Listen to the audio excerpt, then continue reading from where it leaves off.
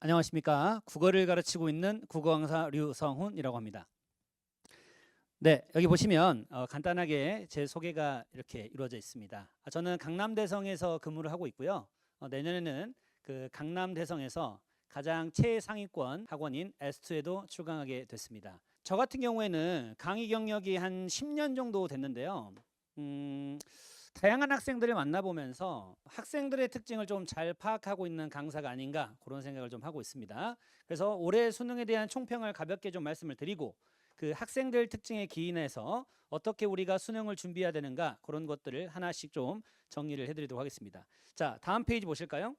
일단 올해 수능 경향입니다. 한 24학년도 수능과 결이 조금 비슷했다 이렇게 말씀을 드릴 수 있겠습니다. 근데 조금 차이가 있다면 24학년도 수능, 25학년도 아닙니다. 24학년도 수능 같은 경우에는 문학에서 변별력을 많이 포인트를 줬다면 올해 수능 같은 경우에는 독서에서 변별력의 포인트를 많이 줬다. 그리고 선택 과목도 상당히 조금 어려운 포인트가 있었다. 이렇게 좀 말씀을 드릴 수 있겠습니다. PPT 한 페이지를 더 넘겨보시면 자 이렇게 나와 있는데요. 올해 등급 컷의 양상입니다. 올해 등급 컷의 양상인데 일단 화법과 작문 같은 경우에는 1등급 컷이 한 88점 정도, 88에서 89점 정도로 예상이 되고 언어와 매체 같은 경우에는 한 84점에서 85점 정도 이렇게 지금 예상이 되는 상황입니다.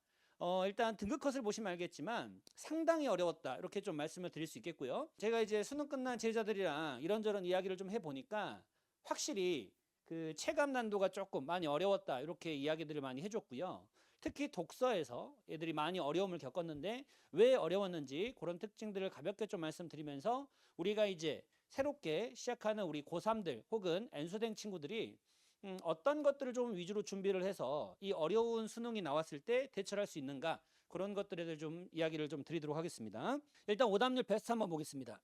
자, 일단 화법과 작문 같은 경우에 일단 오답률 베스트 5 안에 네 문제는 지금 다 독서로 배치된 걸 보실 수 있겠습니다. 12번, 6번, 15번, 17번 다 독서에 해당하고요.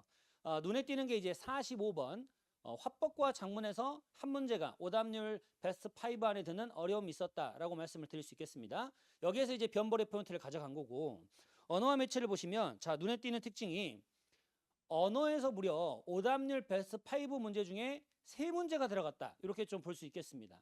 일단 선택 과목에서 대부분 언어와 매체를 선택한 친구들 같은 경우에는 조금 이제 국어에서 변별력을 확보하고 싶다 이런 친구들이 언어와 매체를 많이 선택을 하는데 일단 지금 정답률을 보시면 알겠지만 거의 뭐 40% 언더로 형성된 양상이란 말이죠. 언어 세 문제가 아니면 뭐 35번 같은 경우에는 그나마 조금 뭐 40%대 한 중반 이렇게 나왔는데 그럼 실제 이것의 의미가 뭐냐면 선택 과목에서 이 정도의 어려움을 겪어버리면 언어와 매체를 선택한 친구들 중에서 공통 영역에서 에너지를 써줘야 되는데 공통 영역에서도 에너지를 쓰지 못하는 일들이 많이 벌어졌고 그래서 지금 등급 컷을 보시면 알겠지만 1등급 컷이 80점 중반이라는 아주 낮은 등급대에 형성됐다 이렇게 말씀을 드릴 수가 있겠습니다. 그러면 도대체 왜 어려웠을까? 이 얘기를 좀 드려볼게요.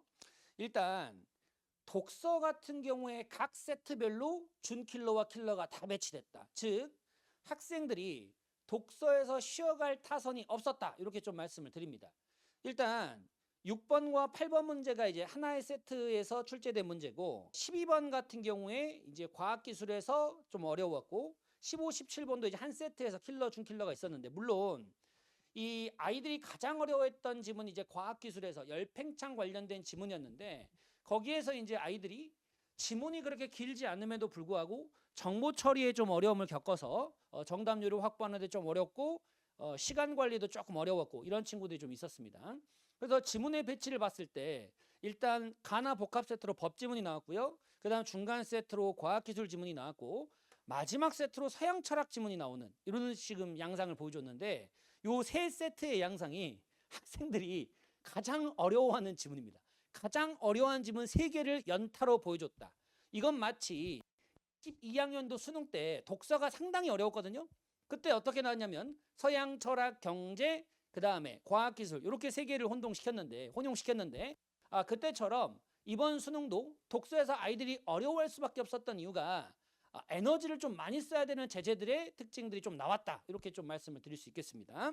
그리고 각 선택 영역별로도 이제 좀 킬러랑 주킬러가 섞여 있었다. 화법과 작문도 40번 같은 경우에 정답률이 뭐 한 40% 후반에서 50% 초반밖에 안 나왔고, 아까도 봤지만 오답률 탑 5 안에 들어가는 45번 문제, 언어와 매체 같은 경우에는 요 세 문제 이렇게 들어가 있었다. 이렇게 좀 말씀을 드릴 수 있겠습니다.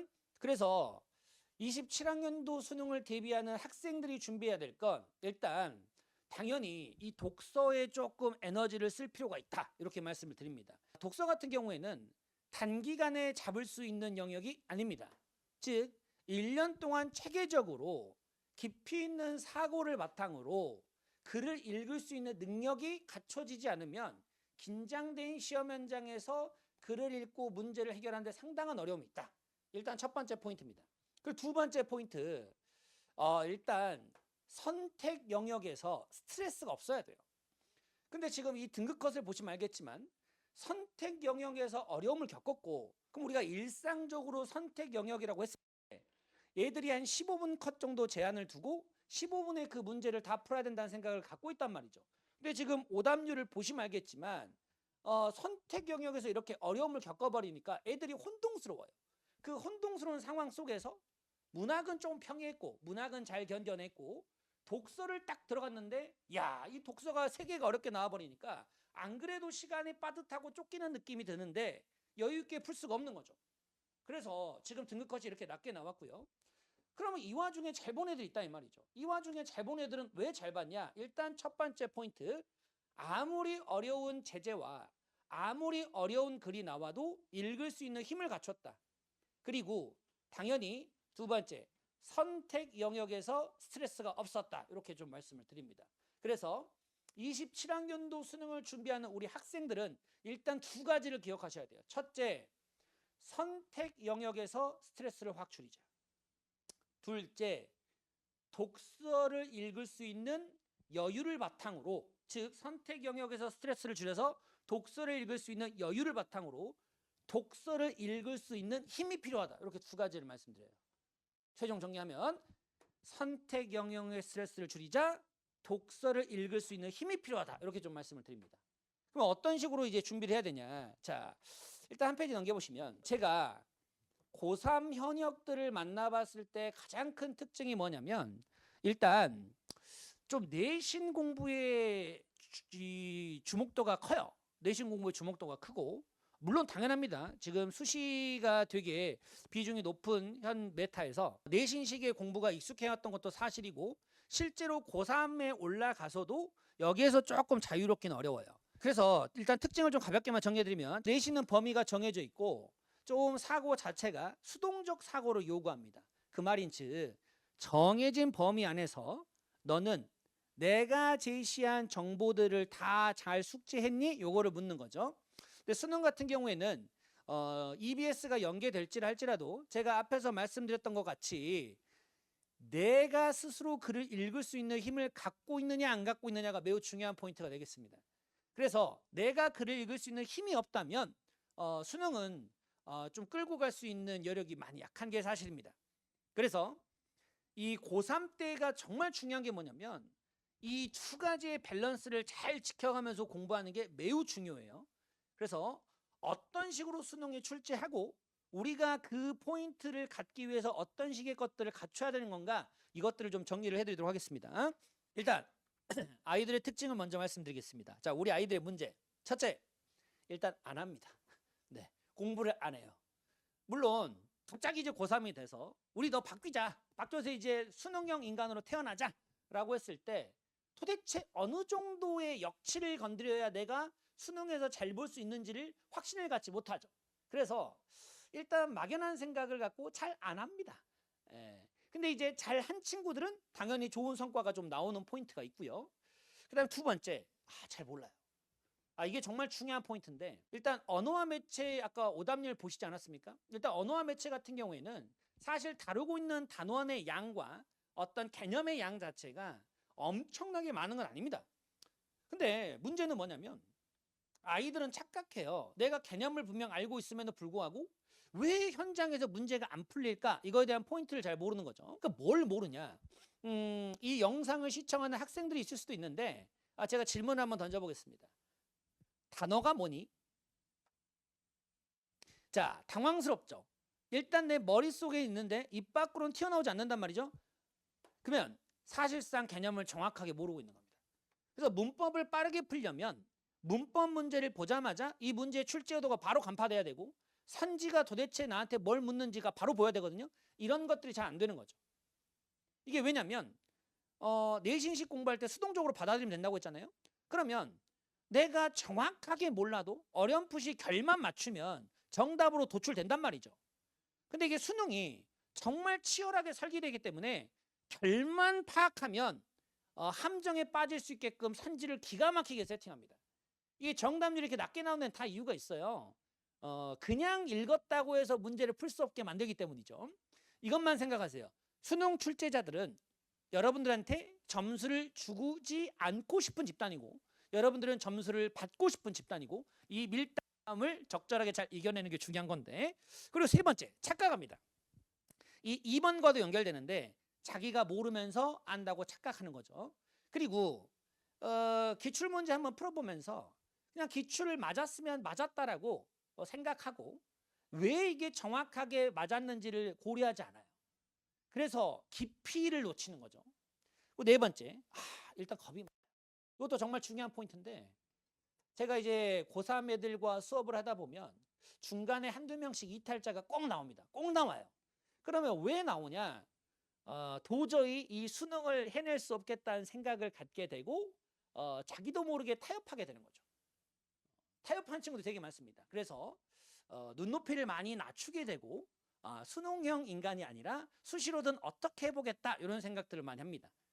근데 물론 사람들은 다양하지만 일단 이 겁이 많은 친구들이 너무 많은 게 너무 안타까워요. 사실 수능은 정말 1년 동안 체계적으로 잘 준비하면 충분히 점수가 나올 수 있게끔 구성된 시험이기 때문에 일단 이 겁이 많은 친구들을 제가 잘 설득하는 게 또 저의 목표고 제가 또 그거를 잘하는 게 류성훈이라는 강사의 특징이다 이렇게 좀 말씀을 드립니다. 그러면 이런 상황에서 우리가 어떻게 해야 되는가? 자, 한 페이지 넘겨보시면 How to 제가 적어놨죠. 바로 필요한 게 무엇이다? 각성. 각성이 필요합니다. 각성. 그럼 각성이 뭐냐면 깨닫는 거죠. 그럼 뭘 깨닫냐? 내가 무엇을 모르고 어떻게 해야 될지를 깨닫는 것. 그래서 저의 역할은 무엇이냐? 매 수업 차시마다 학생들에게 이 각성을 시켜주는 게 제 수업의 포인트가 되겠습니다. 단순 내용을 전달하는 게 아니고 수능 국어에서 요구하는 게 이런 거고 넌 이걸 충족했니? 그럼 우린 이걸 충족해야 되고 앞으로 충족시키기 위해서 이런 것들을 갖춰 나가자라고 강요해 주는 게 제 수업의 포인트다. 이렇게 좀 말씀을 드려요. 그래서 제가 학생들에게 첫 수업 차시부터 쭉 얘기하지만 가장 중요한 키포인트는 뭐다? 이해의 기준을 바꿔야 된다. 이해한다라는 건 내 입으로 간략하게라도 설명할 수 있어야 된다. 이렇게 좀 말씀을 드립니다. 자, 그래서 일단 독서부터 제가 특징을 좀 말씀드릴게요. 수능 독서의 특징 한번 말씀을 드리면 일단 첫 번째, 글을 읽어갈 때 가장 중요한 건 뭐냐면 글을 그냥 일관된 속도로 쭉 읽어나가는 게 아니라 중요한 정보와 조금 내 말했던 내용을 반복하는 포인트들이 있거든요. 그리고 좀 가벼운 내용이 있고 중요한 내용이 있단 말이죠. 그래서 중요한 건 절대 글을 일관된 속도로 내고 완급 조절해 가면서 어려운 부분에선 천천히 술술 읽히는 부분에선 빠르게 이렇게가 되게 중요한 포인트인데 대부분 이제 국어가 안 되거나 수능 포인트를 잘 못 잡는 친구들은 요게 잘 안 됩니다. 요게 잘 안 돼요. 요게 진짜 제일 어려워요. 그래서 자기도 모르게 일관된 속도로 글을 읽고 있는 자신들이 보이는 거죠. 그럼 일단 제가 올해 수능에서 과학기술이 제일 어려웠었는데 과학기술의 일문단을 제가 한번 갖고 와봤습니다. 영상을 시청하시는 분들은 잠깐 멈춰보시고 요 지문을 한번 가볍게 한번 읽어보세요. 읽어보시고 네, 읽었죠? 그러면 이 문단을 읽고 내 머릿속에 이 문단의 내용이 어떻게 정리되는가가 되게 중요해요. 그럼 저랑 가볍게 한번 읽어보시죠. 자, 열팽창이란 개념을 정의하고 있습니다. 온도 변화에 따라 길이 부피가 변한다. 이렇게 나오죠. 간단하네요. 그중 길이의 변화를 수치한 게 선형 열팽창 계수인데 온도 변화에 따른 길이 변화를 온도 변화량으로 나눈 값이다. 자, 식이 나왔어요. 그리고 여기에서 길이 변화율은 길이 변화량을 처음 길이로 나누어 얻는 값이다. 여기 밑줄 한번 가보실래요? 평가원이 일부러 어렵게 글을 쓰고 있음을 좀 보시면 좋아요. 사실 별 내용이 아닙니다. 처음 길이에서 얼마만큼 변했냐. 그냥 이게 길이 변화량 아니에요? 맞죠? 그리고 더 다음에 읽어보시면 변화량이란 나중값에서 처음값을 뺀 것이다. 이것도 괜히 어렵게 쓴 거란 말이죠. 당연히 우리가 길이 변화량을 따질 때 최초의 길이에서 얼마만큼 변했냐 이거 빼야 되는 거 아닙니까? 즉 단순한 내용을 일부러 길게 늘려드리고 있음을 아셔야 돼요. 그 다음에 또 읽어보니까 대부분의 물질은 선열 열팽창 계수가 양수이다. 자, 여기 또 한번 밑줄 한번 그어보시고 자, 요거에 대한 생각을 어떻게 정리하는가 되게 중요합니다. 열팽창 계수가 양수이다. 그러면 우리가 식을 만들었을 때 길이의 변화량을 온도의 변화량으로 나눈 거였어요. 그러면 이게 양수값이 나온다는 건 온도의 변화량보다 길이의 변화량이 크다 이렇게 나와야 되는 거죠. 즉 식을 단순히 수동적으로 받아들이고 끝나는 게 아니라 제가 수능에서 필요한 게 말했죠. 수동적으로 정보를 그냥 받아들이고 이건 이거 끝나는 게 아니라 내가 지금 이걸 왜 보고 있는가, 이 문장의 의미가 무엇인가 내 걸로 만들어야 된다 이겁니다. 그래서 다음 문장 또 보시면 인바와 순수금속 알루미늄은 양수인 물질이며 인바는 알루미늄에 비해 매우 작은 선형 열팽창 계수를 갖는다. 그 말인 즉 얘는 인바는 온도가 변할 때 길이의 변화가 알루미늄보단 덜하다. 요게 바로 팍 꽂혀야 된다 이거죠. 무슨 말씀인지 이해되셨죠? 그러면 내 머릿속에 선형 열팽창 계수가 이렇게 머릿속에 잡혀야 되고 내가 시험 현장에서 이렇게 갖고 놀 수 있어야 된다는 거예요. 무슨 말인지 이해됐죠? 그러면 제가 선지를 딱 갖고 왔습니다. 선지 2개, OX랑 한번 봐보세요. 자, 그러면 질문 1부터 한번 봐보시죠. 물질의 선형 열팽창 계수는 열을 가해 변했을 때 길이를 열을 가하기 전에 길이로 나눈 겁시다. 그냥 바로 이걸 보자마자 0.1초 만에 X 칠 수 있어야 된다는 거예요. 이거 제가 선지 그대로 가져온 거거든요. 이런 선지 왜 가져온지 보이세요? 시간을 끌게 만들고 싶은 겁니다. 변별력을 만들고 싶은 거예요. 야, 뭐에서 뭐 나눴잖아. 뭐에서 뭐 나눴잖아. 그치? 자, 이거 어때? 라고 던지는 거죠. 근데 우리가 선형 열팽창 계수를 정확하게 이해하고 이 선지를 봤다면 당연히 말도 안 되는 선지죠. 왜요? 길이의 변화량을 온도의 변화량으로 나눈 거니까. 근데 이걸 뭘로 나눈 겁니까? 길이를 길이로 나눈다? 바로 날릴 수 있어야 됩니다. 그리고 두 번째, 아니요. 여기에서 음수인 물질이 양수인 물질보다 종류가 더 많다? 대부분의 물질은 뭐라고 했어요? 양수라고 했죠. 그럼 보자마자 0.1초 만에 팍 날릴 수 있어야죠. 이게 수능 독해에서 요구하는 바입니다. 간단하죠? 이렇게 간단한 문제인데 정답률이 안 나온다 이 말입니다. 이해되셨죠? 자, 문학도 한번 봐볼까요? 자, 제가 문학에서 오답률이 가장 높은 문제를 하나 갖고 왔는데 보기 한번 가볍게 읽어보시고 시도 가볍게 한번 읽어보십시오. 네, 읽으셨죠? 그러면 보기를 보시면 가에 대해서만 이야기를 하겠습니다. 연대를 상실한 암울한 현실 상황을 어두운 밤으로 표상하고 있다. 즉 어두운 밤이란 건 현재 암울한 상황을 제시하고 있는 겁니다. 그럼 시를 한번 읽어볼게요. 두고온 곳들이 빛나는 때가 있고 빛나는 때를 위해 소금을 뿌리며 우리는 이 저녁을 떠들고 있는가. 그럼 이 저녁, 이 밤, 어두운 이미지 현재는 불만족 상태죠. 이해되셨죠? 더 읽어보니까 사방을 둘러봐도 등불 하나 켜더니가 없다. 즉 어둡다. 현재 불만족이다. 그 다음에 등불 뒤에 속삭이며 밤을 지키는 발자국 소리도 들리지 않는 거죠. 그럼 현재의 불만족 상황에서 발자국 소리는 들리지 않는 상태입니다. 너무 쉽죠? 자, 1번 선지 와보세요. 정답 선지 갑니다. 포인트가 어떻게 되는지 볼게요. 가에서 사방을 둘러보며 발자국 소리가 들리지 않음을 확인하는 것.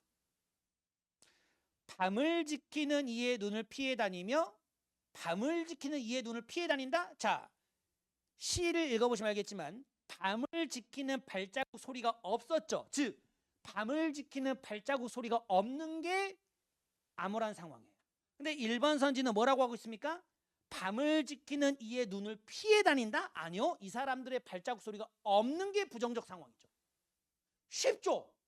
즉 대단한 시의 독해를 요구하는 게 아니라 이 시에서 화자가 지금 현재 처해 있는 상황을 정확하게 맥락을 파악했니를 묻는단 말이죠. 이건 매번 출제하는 포인트입니다. 그러면 우리가 문학에서도 단순 어떤 문학적 감과 문학적 감수성으로 문제를 푸는 게 아니라 출제 포인트를 명확하게 잡는 거죠. 제가 수업 시간 때 항상 얘기합니다. 저는 문학에서 제일 중요한 건 상황 맥락 파악이다. 그러면 네가 화자의 입장에서 이 화자가 지금 이 밤의 이미지를 어떻게 그리니 이런 것들을 자꾸 묻습니다. 그럼 그거에 대한 연습이 됐냐 안 됐냐에 따라서 이 선지 판단을 포인트를 바로잡고 푸느냐 애매하게 판단하느냐 완전 갈리는 겁니다. 즉 수능용 인간이 된다라는 건 이 시험 문제에서 묻고 있는 포인트를 내가 정확하게 때려서 바로 답을 갈 수 있느냐 요거를 확인하는 게 중요하다라고 말씀을 드릴 수 있겠습니다. 그래서 제 수업의 특징은 일단 보시면 알겠지만 첫째, 제 수업을 들으면서 애들이 깨달아요. 뭘 깨닫냐? 아, 난 이걸 안다고 생각했는데 사실상 모르고 있어. 아, 나는 이거 답이라고 정확하게 생각하고 찍었는데 사실상 그게 애매한 거였구나. 이런 걸 깨닫게 되는 거죠. 그리고 가장 중요한 건요. 수업을 잘 듣는 것도 중요하지만 집에 돌아가서 과제를 잘하는 것도 정말 중요합니다. 사실 이 과제가 수업 시간에 배웠던 것들을 체화하는 거거든요. 그러면 이 체화를 가장 잘하는 좋은 방법은 뭐냐면 류성훈이 학생 곁에 같이 있는 듯한 효과를 거둬주면 가장 좋아요. 매일매일. 그래서 저 같은 경우에는 그걸 위해서 이 소설이 됐건 시가 됐건 독서가 됐건 한 문장 단위로 이 글을 읽고 무슨 생각을 했는지의 포인트를 다 적어놓습니다. 다 적어줬어요. 그리고 요건 저만의 컨텐츠인데 제가 이 독서든 문학이든 각 지문별로 필수적인 질문을 다 제가 주관식 문제로 만들어놨어요. 그래서 애들한테 실시간으로 질문을 던지는 거죠. 그럼 애들이 그 질문에 대한 답을 적어보면서 자기가 뭘 놓치고 있는지를 확인하게 됩니다. 제가 이걸 전 기출에 대해서 이 자료를 다 만들어놨기 때문에 학생들이 매주 그 기출에 대한 자료를 받으면서 내가 뭘 잘 알고 있고 뭘 모르고 있는지를 확인할 수 있게 되는 그런 포인트를 만드는 게 제 수업의 특징이다. 이렇게 좀 말씀을 드립니다. 그래서 과제를 통해서 첫째, 자기가 풀었던 것과 그 다음에 주관식 문제를 해보면서 자기가 뭘 놓쳤는지 확인하고 그 다음에 제가 한 문장 한 문장 또 친절하게 해설을 다 적어놨습니다. 그럼 그 해설과 자기의 생각을 비교해보면서 또 뭘 잘했고 놓쳤는지를 따져보게 되는 그런 식의 과제를 구성했고 그 다음 마지막으로 학생들이 이제 클리닉을 받으면서 또 자기가 놓친 포인트를 정확하게 잡을 수 있는 즉 요 시스템을 통해서 학생들이 빠져나갈 구멍이 없는 필터를 완벽하게 세팅해놨다. 이렇게 좀 말씀을 드립니다. 제 수업의 특징을 가볍게 좀 말씀을 드렸고요. 올해 수능 정말 어려웠습니다. 그래서 내년 수능을 준비할 때 이 기준점이 되는 게 올해 수능이다 보니까 어려운 수능에 나왔을 때 잘 대처할 수 있도록 이 겨울을 잘 보내는 게 중요할 것 같습니다. 그래서 저한테 꼭 오시면 몰랐던 나를 발견하고 성장할 수 있는 나를 만드는 계기가 되는 그런 수업을 제공할 겁니다. 지금까지 영상 봐주셔서 감사합니다.